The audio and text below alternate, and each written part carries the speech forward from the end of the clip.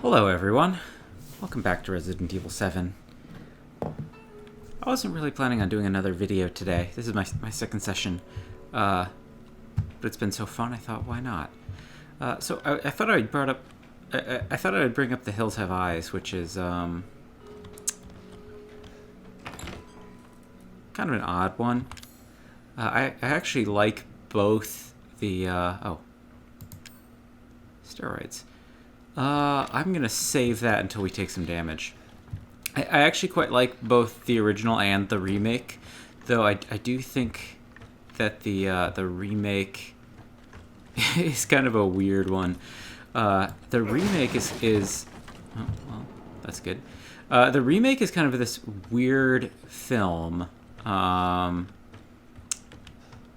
insofar as that it's like it's extremely heavy-handed with its symbolism, but what it's actually attempting to say, I don't know. It's a weird film, kind of like Cannibal Holocaust, where it kind of wants to have things both ways, where it's like kind of establishing a scenario where the villains can be sympathetic, but at the same time it's kind of like a weird cop-out.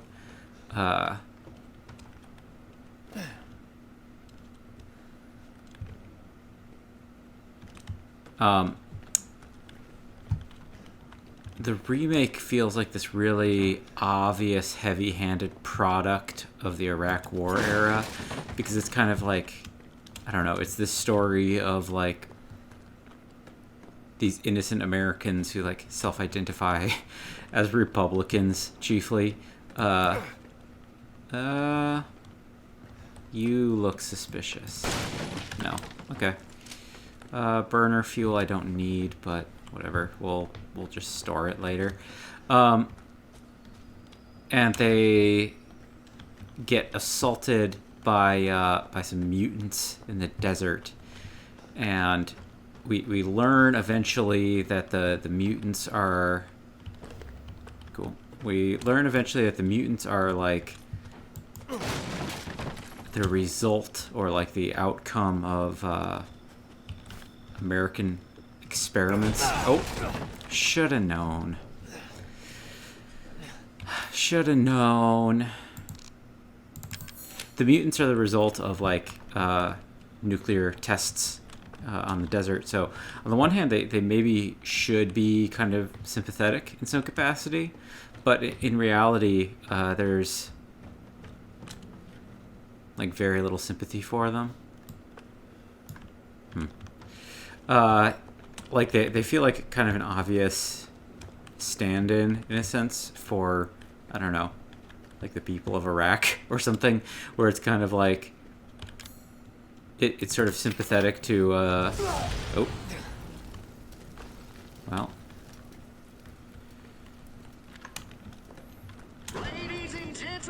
he's about to release a bunch of molded in here. It's supposed to be kind of sympathetic, but in reality, it's really, really not. Like, for the most part, the film kind of tolerates the protagonist just brutalizing. Fuck you too. Where are you, big guy? Maybe this is also a good time to use my grenade launcher. There you are. It's how you deal with hardships that makes you a man, Ethan. 2. Did that kill him? Damn, that's gotta smart. Nope. Just knocked him over. 3. I might save some of these. Gotta say, I'm impressed. Not only are you still alive, you have all your fingers and toes. Well, you guys did reattach my hand. There we go. Like the film kind of permits Fat man down, fat man down. the film kind of permits the brutalization of these mutants, even though they're supposed to be sort of sympathetic in a sense. Is that it?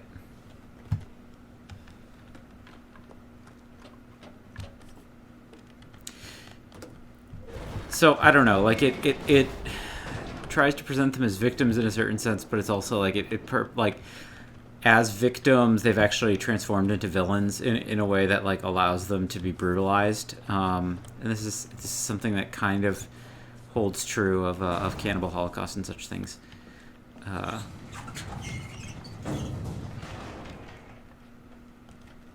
Is that it? For whatever reason, I thought there were going to be more molded. Huh. Okay.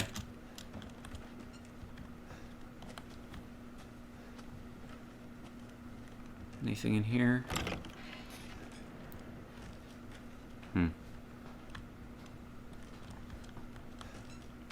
Supplements I won't use, probably. Another chem fluid. Poor Clancy.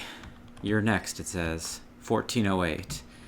Obviously a reference to the film of the same name, 1408, which is a horror film set in a hotel, and its name stems from a hotel room number. I've never actually seen that one. I think it has John Cusack, maybe? I don't really know. I haven't seen it. As said, I only know it by reputation. Another antique coin. Cool. Seems like a place where a bobblehead would be. Also, I've said that in so many rooms in this game, and I keep being wrong. So, I don't know. Certainly not going to get them all.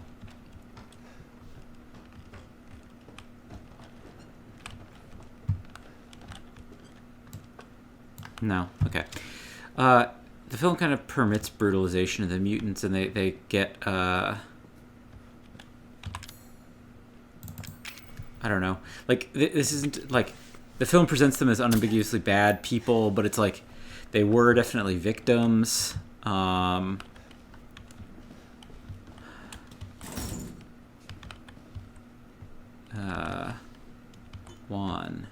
4, 0, 8.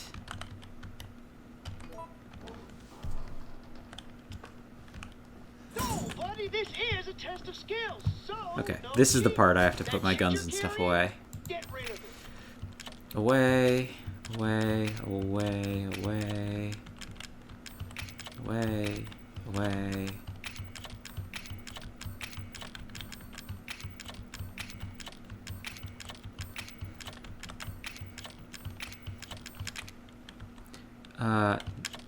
That's not what I wanted to do. Well, that's permanently out of order now, but okay. All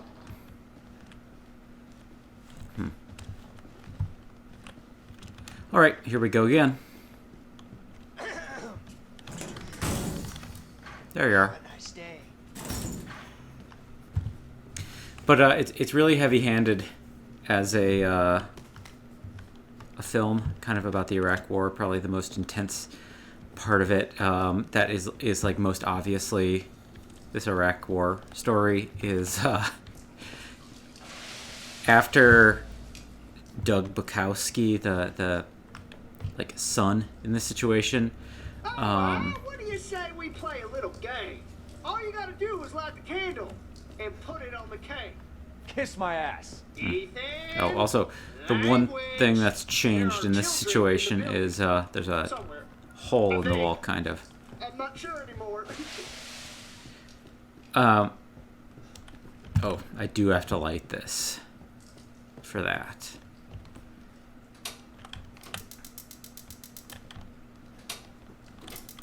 Step back.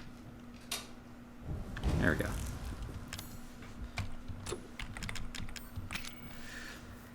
But like after Bukowski sort of invades the mutants' territory to like get revenge on them for this attack that they do, one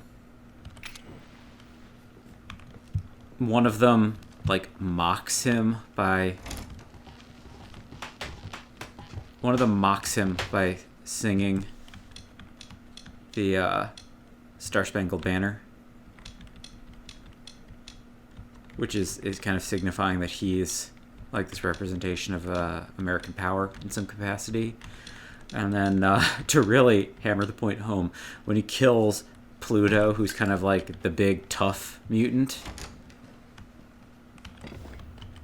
he literally stabs Pluto through the throat with like this big spike that has an American flag on it. So it's kind of like, I don't know. It's not really subtle with that symbolism.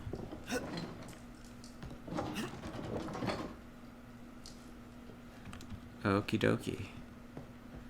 Well, we don't have the oil spilling because we didn't pull the wind key, which means that when this blows up, the whole room won't light on fire. Though we do know that it's going to blow up, so I don't know why Ethan didn't just back up. The original Hills Have Eyes, though, is kind of an interesting film. Give. And I'm going to put this in here, in that hole in the wall. Probably got damaged in the previous fire, and he didn't have enough sheetrock or something to patch it all the way back up. Something like that. The original, I do like the remake, despite the fact that it's like this heavy-handed conservative allegory. The remake is actually like a solid, like pulse-pounding. Oh, he really got out of here fast. Chair's still spinning.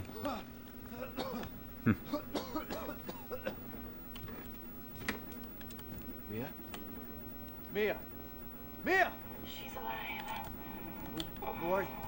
Where are you? We're just beyond the pier, outside that room. Hurry. Okie doke.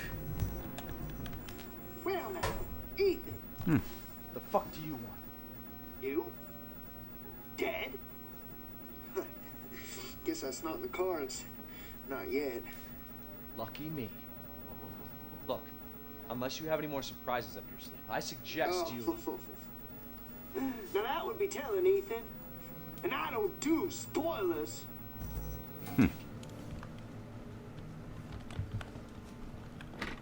D-Series head. Thank you. D005.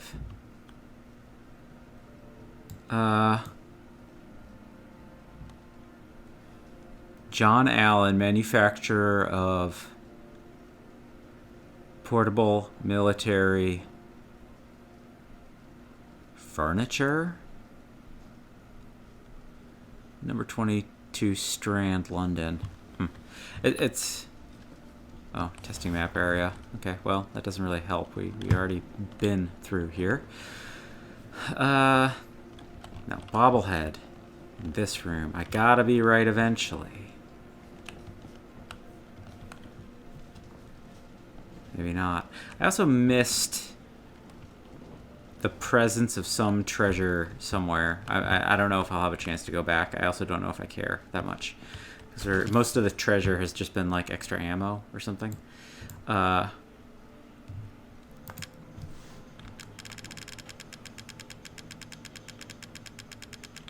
original is a bit like Texas Chainsaw Massacre. Like, it actually seems like Wes Anderson was almost remaking it. I don't think that was literally his intention, but that's kinda what it is. I guess why not? Why not? Why not? Yes, yes, thank you. Yes, thank you. Yes, yes. I want solid fuel. And some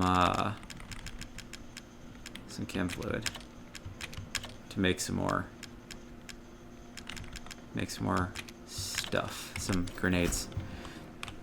So what we're gonna do is you. Oh, you're strong chem fluid. Okay. So not regular. Go back. The original feels in some regards like it's meant to be a remake of Texas Chainsaw Massacre, which it very well could have been. There was a lot of, I guess, plagiarism, you could say, in, do we have any strong chem fluid? Did I use it all on on like healing.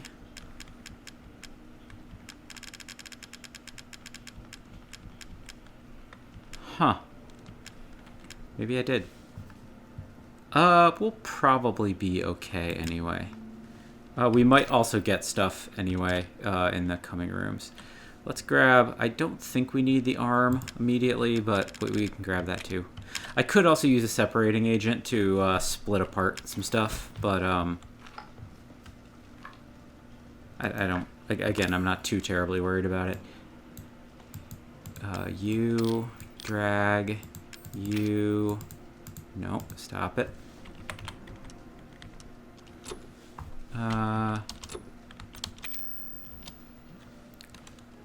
Close. No, I want to drag and then drag. There we go. Back into order. But despite being sort of like an obvious remake that sort of just like moves it from the east side of Texas into like Arizona or something, I think the original is kind of good. It is also kind of this like multifaceted, like multi-read. Oh, we need the crank also. It's sort of a multifaceted, multi-read indictment of Vietnam and the like lack of trust in the government following the Reagan administration. Not Reagan administration, the Nixon administration. This is like, I think Hills Have Eyes is 77, so it's still before. This is still before Reagan. Thank you. Bobblehead. Shotgun.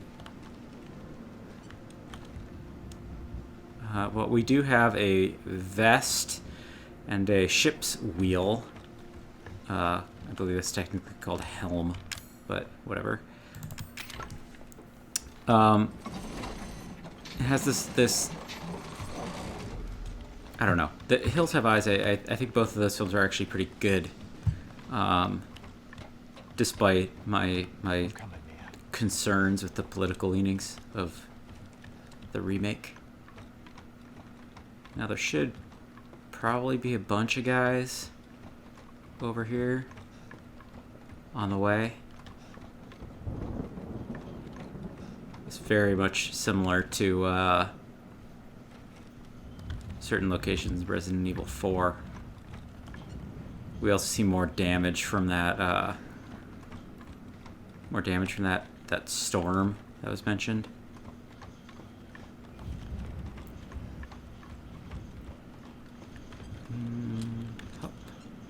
Yeah. Shotgun shells, thank you. Yeah. Don't need you. Chem fluid. Fine.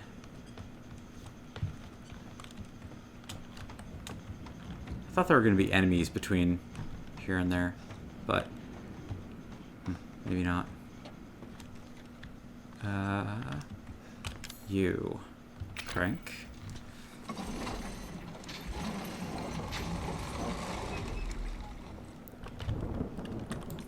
We hear another storm a-brewing.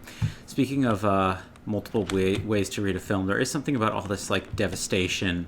We already talked a little bit about this like peculiarity of like economic impacts or something that's in this game. This like weird in between rich and poor thing that we have with the Bakers. This I do think feels like this again Frankenstein of possible reads. All of this destruction around Louisiana certainly like recalls. Oh, there is a guy. Hello. Is that his head? Yes. Fresh up out the water in his Marc Jacobs goggles. Oh. Hello, boys. I'm just gonna run. I think I can probably do without penalty. Well, penalty adjacent.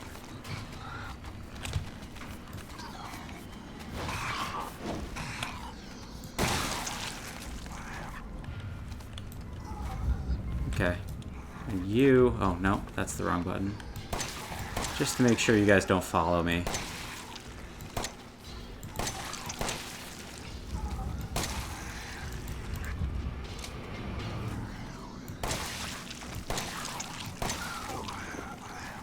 Come on. There we go. Whoa. That one scared me. You got one of my first scares of the game, buddy. Good job. I didn't hear him behind me. I just thought I was hearing the guys ahead of me. Oh, you're aggressive one, huh? Ow. Why? Are you like a tough one? Got a little cavalier there. Another safe room. So you can tell we are pre-boss battle. But they're giving us another safe room right here. See, that's why I knew there were going to be enemies also, just because, first, let's do that. I can't grab even more, so let's, real quick, since we have the safe room here, we can put away this. We can put away the arm, we can put away the head, we can put away the crank. Lockpick can probably be put away. I'd like to keep all my ammo, I think. Is there not a psycho? Okay, so there is a psycho stem. Strong chem fluid, thank you. More chem fluid. Let's grab you. Let's grab you. Certainly, there must be a bobblehead here. Is that the squeak that I hear? Oh, flame rounds, thank you. But I want to make... I need solid fuel to be able to do that, I guess. I'll make another regular healing item real quick. And then, where is some solid fuel?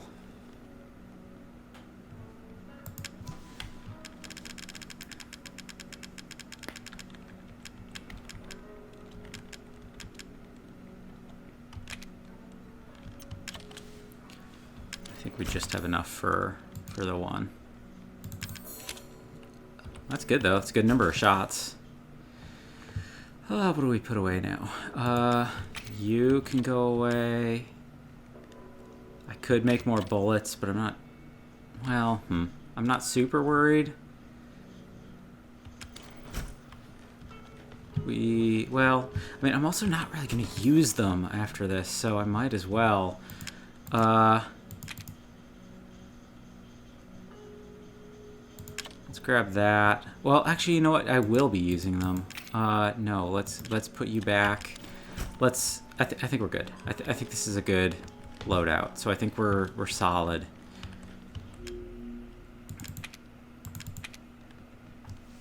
And I might actually take the psycho stems before we go into the... We're about to go into a boss battle. If this isn't obvious, usually games like give you this kind of like huge dump of stuff right before a boss battle. Before we go in, I'll just finish up this point. This like notion of like distrust in the government or something, I think is part of the Frankenstein of all the multiple different interpretations you can have with what's going on in this game, and taking place in Louisiana, which was like really like badly ignored by FEMA and sort of overlooked by the federal government, and the levees breaking kind of like led to a lot of distrust in the larger systems of power that would allow the city to be built on basically the worst imaginable plot of land. And the idea that you see all this destruction that was destroyed by a storm certainly relates back. And we're also... We're getting some indications back towards that that story about like so much devastation in the wake of a natural disaster of this storm, also related to a boat crashing, and now we're in this like boathouse with these are, I believe, technically lobster traps. I don't know how... maybe they also work for crawdads and river shrimp and such things. I don't know if lobsters really hang out down in this part of the ocean very much. But up we go to boss battle. But yeah, despite all the devastation, the fact that once again the Bakers have this like huge amount of land and just this huge accumulation of stuff is also very maybe counter to the concept that they were also poor. I don't think that they really were by most definitions.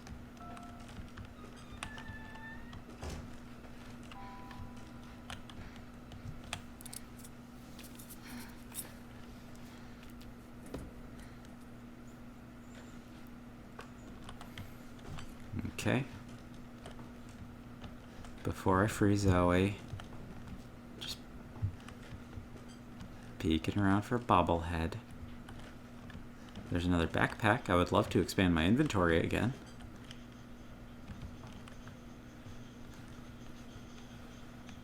Probably missing the bobblehead in an obvious place, if it's even here. Zoe. Not now. We don't have the time. Do you have both ingredients? Yeah. Oh, shit. I apparently do need them both. Okay. Hurry. And give me the serum ingredient. You're still tied up, so I could, like, untie you first, you know? So, one of the peculiar things about this whole game, I think I briefly started talking about this way earlier, but we don't know a lot about Ethan. Like, we get less of a background on him than basically everyone else in the game, but I do think that there's some interesting vagaries implied when we were in the old house and grabbing some of this stuff, and Ethan was like, that's not possible. That, like, vaguely, very, very vaguely characterizes something about him, I think. And the fact that he's handled all this so well, and the fact that he's like, he knows how to use guns and doesn't seem to be that weirded out by this like crazy outbreak situation, and he's not panicking and some stuff that's happening that will happen later on. There is this question, this like fan theory that people have brought up that he might be an employee of Umbrella that we weren't aware of. Hurry. And give me the serum ingredients. I have them. Right here. There should be enough, right? If we make them fast enough, my father and Lucas aren't far away. He's coming. Daddy's coming. Good. There's enough for two. So, there's this thing about, After we make the serum, what's next? There's a boat outside. We'll take it through the swamp. But oh, none of us will get you have like very far a, without a the serum. food processor?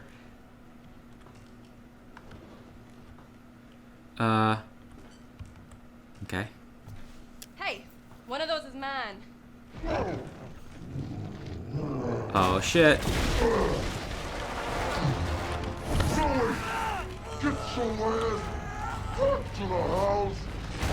That's right, everybody. Jack is back. It's not a boss battle with Lucas. Jack respawned from his goofy-ass Looney Tunes legs.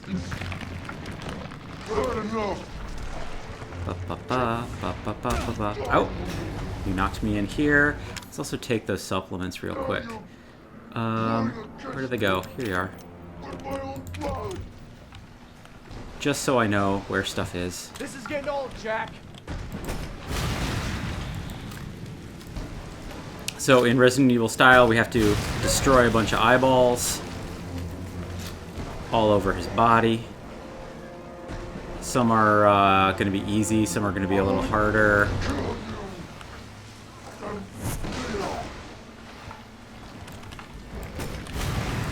Well, that missed. The grenade launcher might not be quite as easy as I'd hoped it would be to use. I just wasted like 2 of the 3 shots I fired, I think. There's another one gone. Let's get the one on the tail. There's another one gone. I don't know how many eyes there actually are total, but let's, you know, do a running count if you really care. Oh, that's phase 2.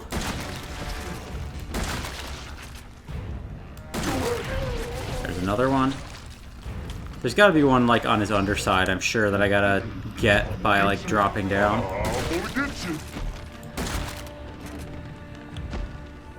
It looks like some of them also get smaller as I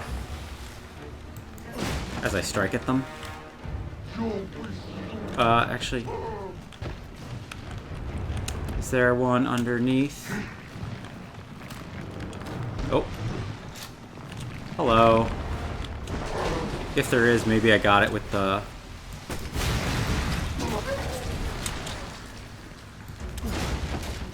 Don't want shotgun shells, thank you. Oof. But yeah, the fact that I'm dealing with this so well, the fact that I'm, like, not too weirded out, or, like...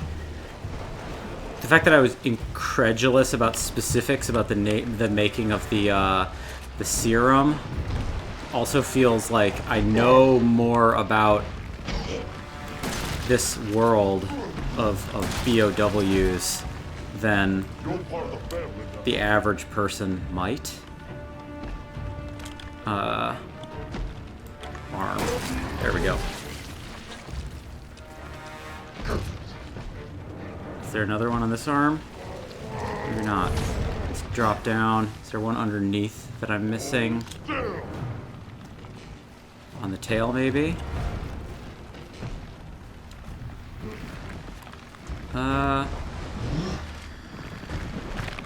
Where is more eyeball? Let's get... I feel like I'm on this side of him very frequently.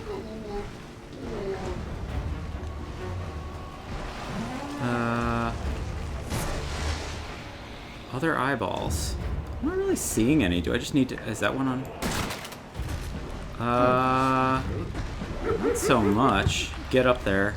Get up there, dude. I want to check your underbelly. I will...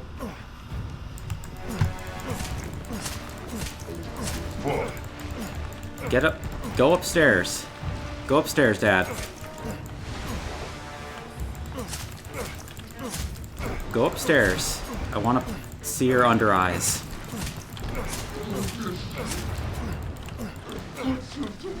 There you are. Okay, thank you. Thank you, Daddy. Do you have any eyeballs on your belly? Slash gooch slash... I feel like I keep seeing almost something. But I'm not actually seeing any. Huh. What am I missing? Maybe I just need to deal damage to him. I'll waste pistol ammo on him. Just use a few rounds on him. A few magazines. Ow.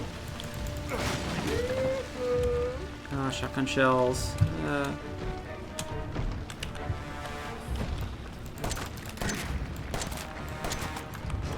Or maybe there's one on top of him and I need to have this vantage point. I'm still not seeing one. Am I wrong? I feel like I'm missing something here. Sorry, everybody. I thought I knew what I was doing. Let's do another one of these, maybe. Oh, missed. That's embarrassing. Missed again. Weird.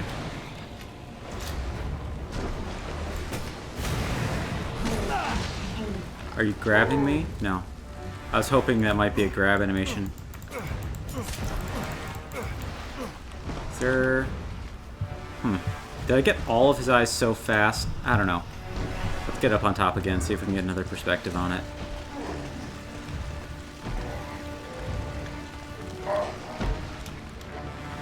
Nope. Didn't mean to do that. Apparently there's also this note in, I think Resident Evil 5 that you can find that makes note of an Ethan. And some people have wondered if it's, an Ethan W, I think, actually, specifically, who works for Tricell, who are kind of this, like, dummy corp for Umbrella. Where is...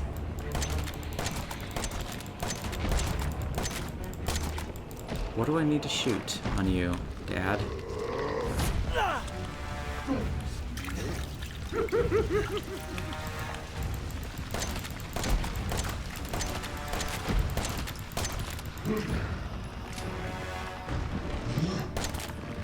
Yeah, I'm not seeing other eyes. Oh shit, it's under. Yep, it is under. I just saw it. It's on the tail. This is my bad, everybody.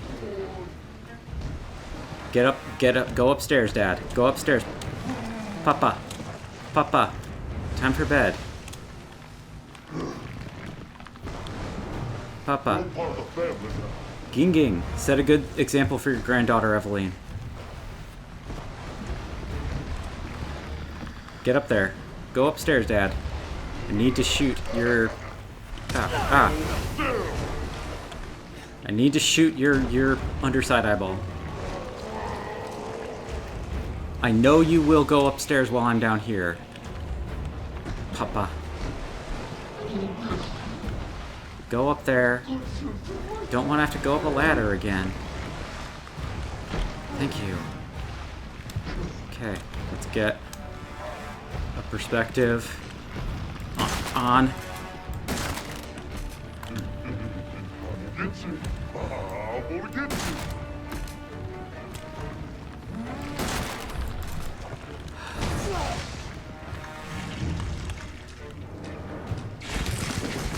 Stay up there, Dad. You're hiding your eye. There we go. That should be the last one.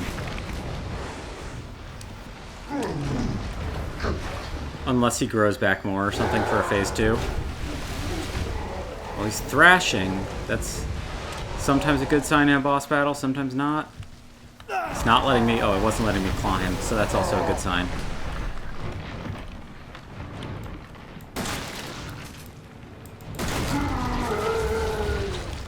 And then the arena has degraded, also a good sign. Okay. Sorry, everybody. I've seen everything. Yeah, so it's this kind of nonchalantness that on the one hand is very action hero, but on the other hand is also very like, maybe Ethan has seen some shit. Maybe he's seen some BOWs. So, yeah. Ethan, this way. You took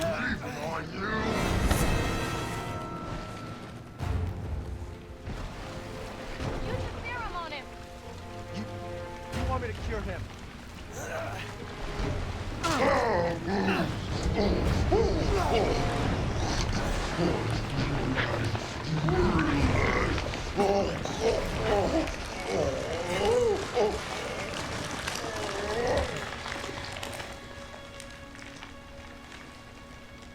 Are you all right?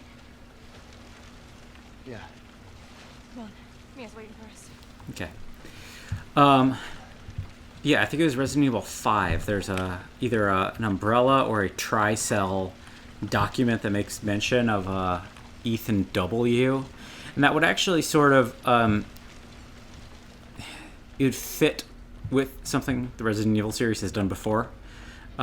This idea of connecting relationships across games by way of documents of like researcher names has happened before, because anyone who doesn't know this, Ada Wong doesn't just appear in Resident Evils 2, 4, and 6. She technically appears in Resident Evil 1, not literally physically, but it is implied.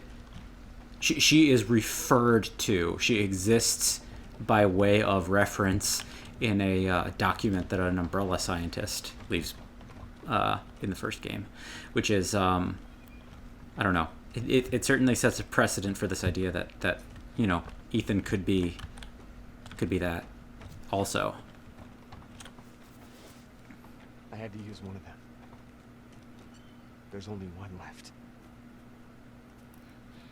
There's only one left. There can't just be one left. What the hell are we gonna do now?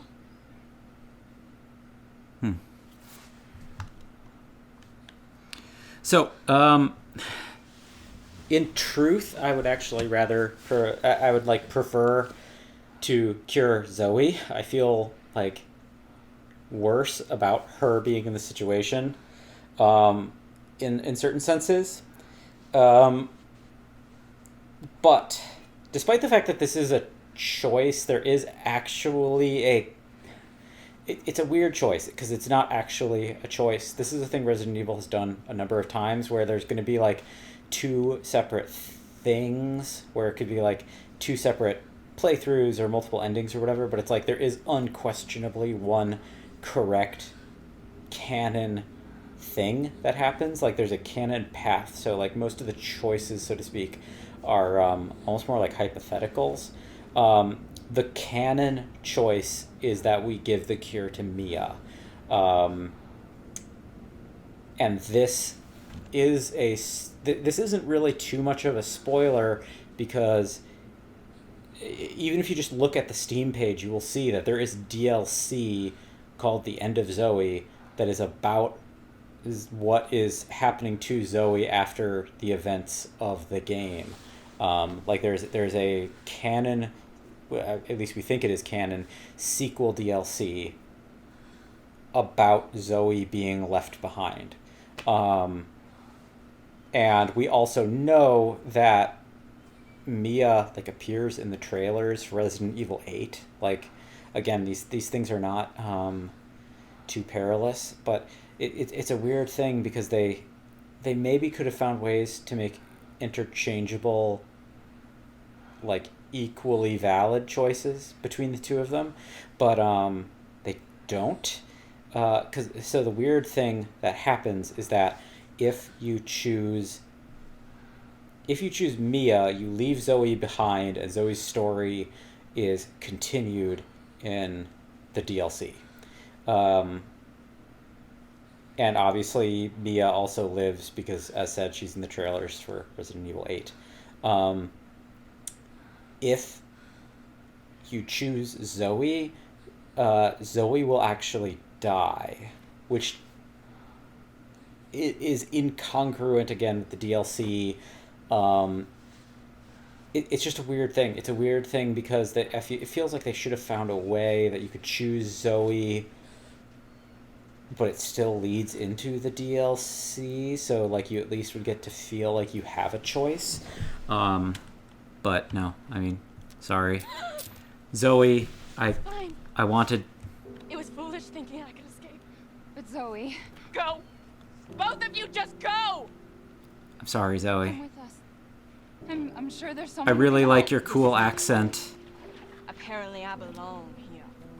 I like your cool accent. I like that you wear a slightly looser fit trouser. I think that's a good look. There won't be anyone left to help! Your hair is, I would say, real good for someone in this humidity. I mean, everybody does too. Mia, also, your hair, very good for this humidity. I have curly hair in real life. And let me tell you, being down in this kind of weather, it can be rough.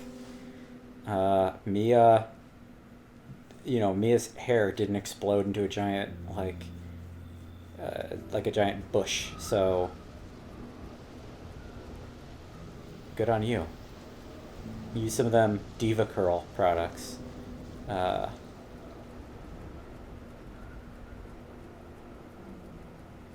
Ethan? Thank you. Who the hell else was I gonna choose? Ethan.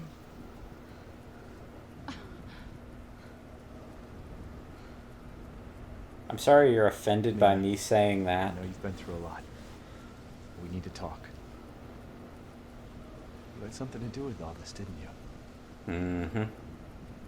Look, I just want to know the truth.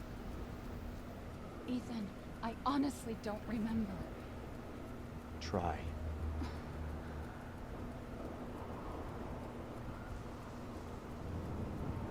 Is that the boat? How the fuck did that get here? Yep.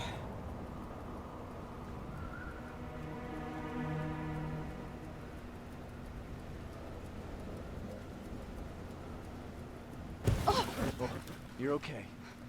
What the hell was that?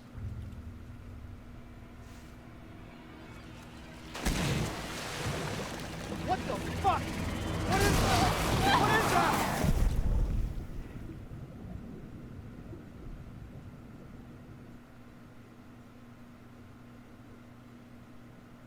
Mommy, this way.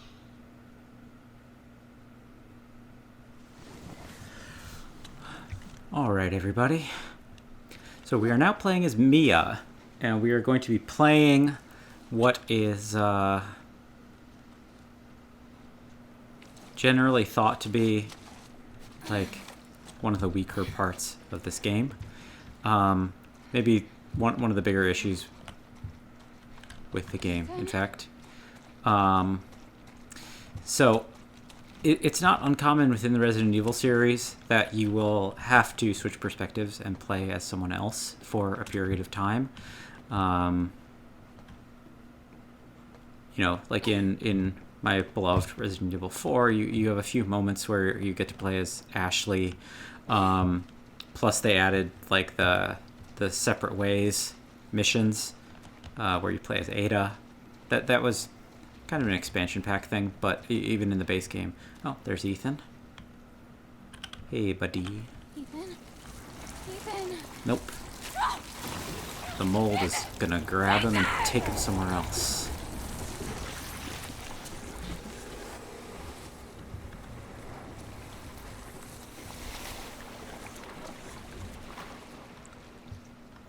There it goes.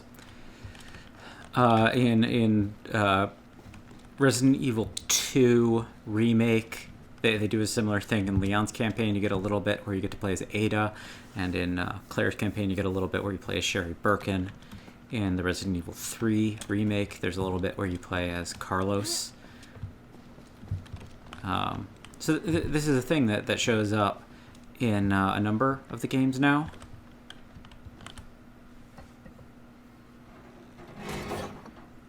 But this is generally considered kind of a low point to people. It's also a part that I know less well than some of the rest of the game. Just because it's visually a bit indistinct. So we're probably going to go through it pretty quick. As quick as I can, at least. Like, I won't linger too much. This is a not beloved section. Oh, we're getting memories. So, Mia, obvious, like, if it's not already obvious, Mia and Evelyn did in fact come here on the boat. Whether the crash, well, we'll get to the specifics of it soon. I mean, for the sake of it, this model's incredible. This is great. Like, I think this is, like, really...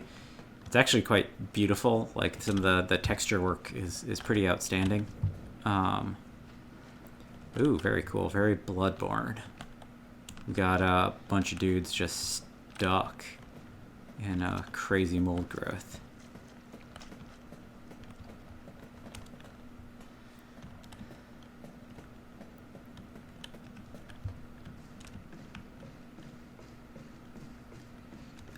This section looks good, but it's a flashback to tell Mia and Evelyn's story.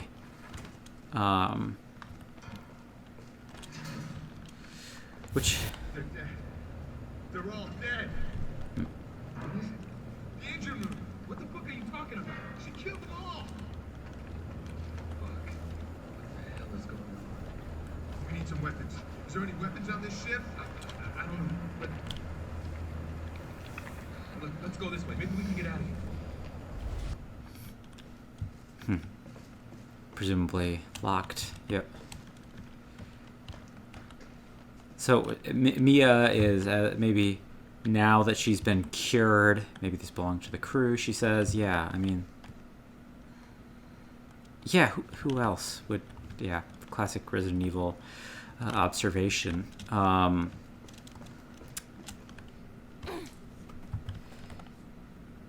It makes sense as a means of expounding the story, but I guess you kind of maybe get this thing of, like, as Mia is getting cured, as she's sort of absorbing the serum or whatever, it's like clearing her mind of some of the cloudiness of Evelyn as this this brain-rotting mold.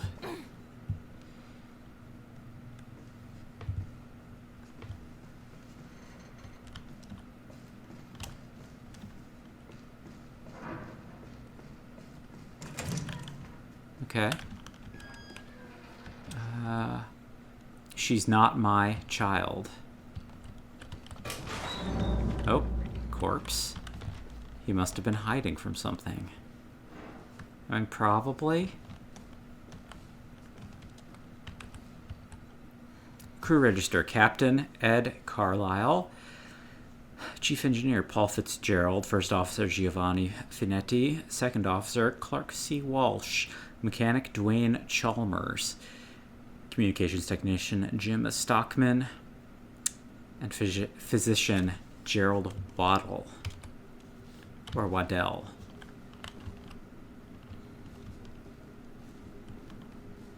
Okay, well, things are pretty thoroughly messed up here. Let's check the other direction real quick. I probably just can't go anywhere. Oh, maybe. Never mind. No. Locked. Yeah, so one of the criticisms of this section, actually, coincidentally, is the degree to which it is linear. She's inside me. She's inside everyone. Yeah, so it is a peculiarity of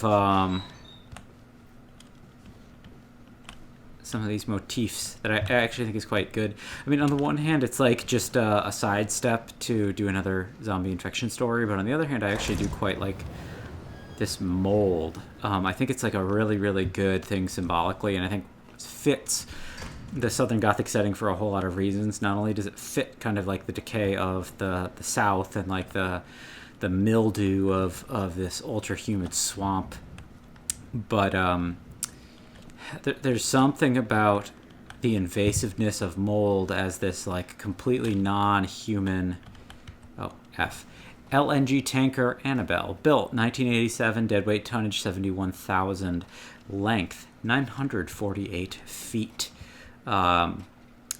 which is let's see,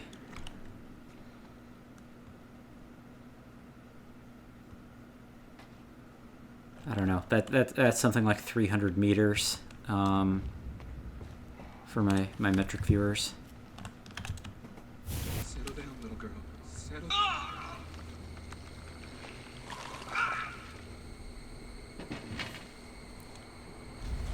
Are you remembering? What? What are you?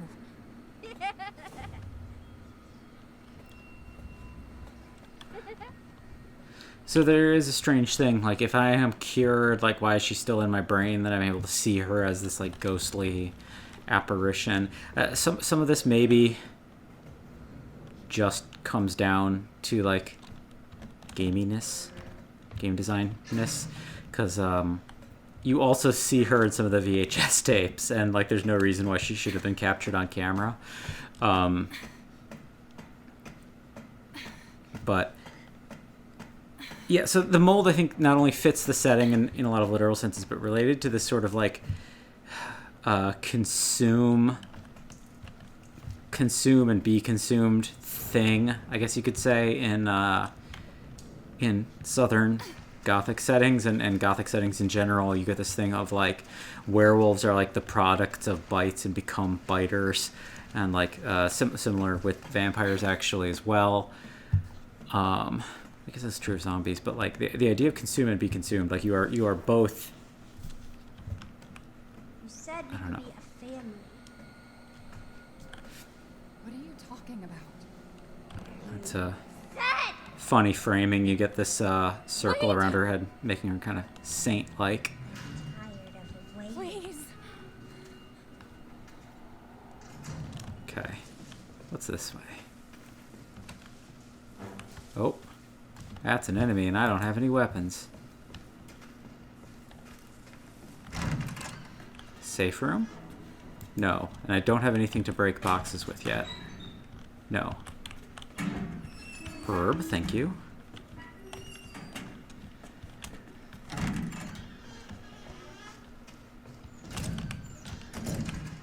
We need a fuse. Okay. Is there a safe room here? Not that we've found yet. He's patrolling. I could go down. Maybe. Will you let me?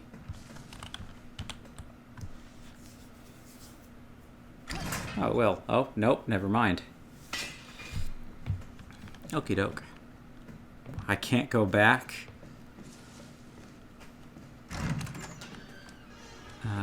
This is a pass-through. Nothing. Chem fluid. I could make medicine with it if I get hurt. Can I get a knife or gun, please? Hello. I'm gonna grab fuse. I'm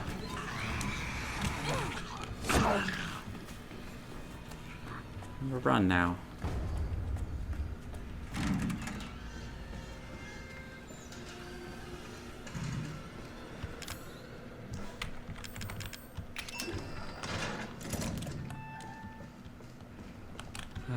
Can I learn this on site?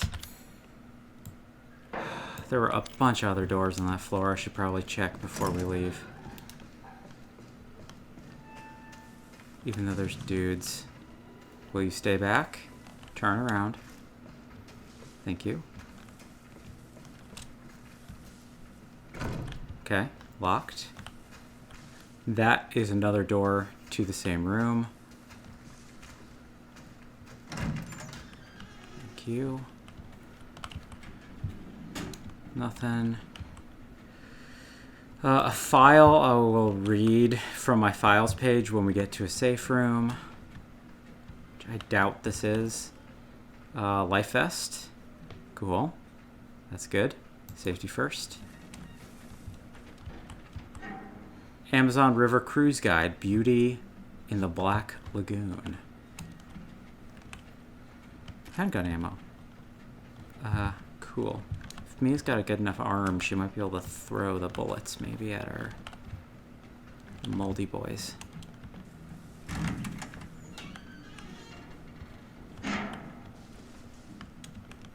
Anything in here? Another file.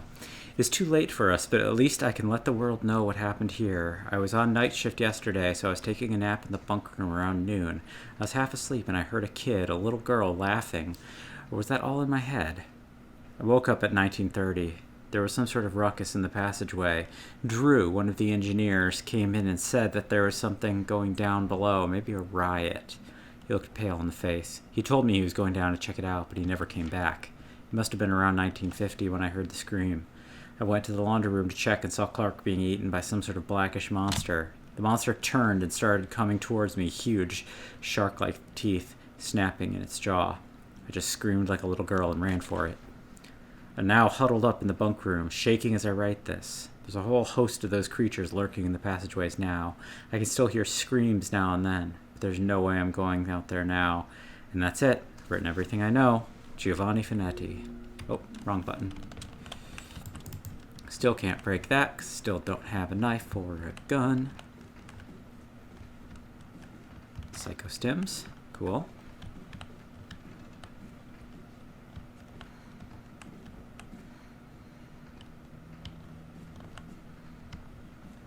We're good for me to go out this way. Yep.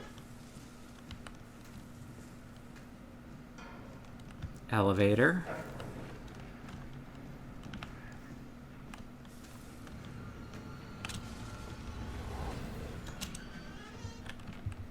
Is this the safe room? Yes, it is. Excellent. Ooh, and a gun. Knife? Nope. I have a gun now. Not that I can do too much with it, but in a pinch could help. So just to finish up, I think the mold is interesting because it's like the notion of the virus as like this invader is certainly interesting. Viral or bacterial infections are kind of interesting. But I do think that there is something a little bit more tactile about mold. I think that they're both as you physically see it in these environments, and then also thinking about how it exists on a chemical level. There's something about thinking about the notion that mold itself is capable of consuming, the fact that it is sort of like rooting itself in your body and sort of consuming your own cellular tissue. It is a consumer that turns you into a consumer, like it is turning the bakers into cannibals, but it is literally eating them alive from the inside, and it's also sort of like eating the house, like it is transforming presumably the house into biomass. It maybe had to like leave this place because, you know, a steel ship isn't necessarily a viable place for it to collect biomass. But I don't know. All these ideas I think are really interesting. I think the mold is good, and we could maybe talk a little bit more about that next session. And we're going to get quite a bit of background. We're going to learn about the history of Mia and Evelyn on this ship and how they came to be. And also, I love that I'm continually just walking over this man's dead body, and you can definitely tell that I'm canonically walking over his dead body because my elevation is changing. Anyway, thanks so much everyone for watching. We will see you next time.